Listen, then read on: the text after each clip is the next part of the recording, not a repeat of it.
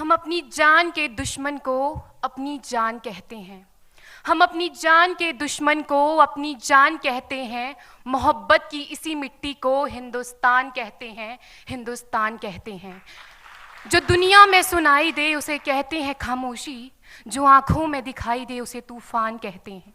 जो ये दीवार का सुराख है साहब, जो ये दीवार का सुराख है, चाइना, अमेरिका, पाकिस्तान साजिशों का हिस्सा है, मगर हम इसे अपने घर का रोशनदान कहते हैं, अपने घर का रोशनदान कहते हैं।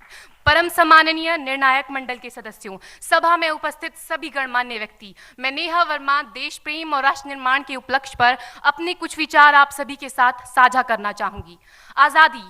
आज़ादी का असली मतलब वही समझ सकता है जिसने कभी गुलामी की हो। हम सौभाग्यशाली हैं कि हमने स्वतंत्र भारत में जन्म लिया।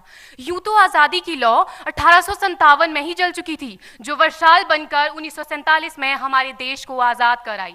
प्राचीन, मध्यकालीन और वर्तमान भारत के उदाहरणों से स्पष्ट करना चाहूंगी कि जब हम फिरंगियों के फेरे में फंस गए थे तो रंग दे बसंती चोला की एक आवाज पर टोलों के टोले उमड़ आते थे और उनके वंदे मातरम के नारों से खून में आने वाला 5-5 डिग्री का तूफान अंग्रेजी शासकों की जड़ों में तूफान ला देता था। लोग मर जाते थे, मिट जाते थे, फांसी चढ़ जाते थे, तो वो भी अपनी देशभक्ति साबित कर रहे होते थे, क्योंकि ये उस दौर की देशभक्ति की कसौटी थी।